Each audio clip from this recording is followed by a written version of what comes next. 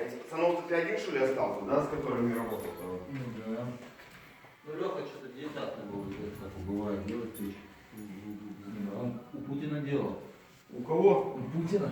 Где? В Ясной Поляне. Ой, в Красной Поляне. Серьезно? Да. На самолете перелетал. Вот. Ну и так у него были крутые объекты. Да. Да.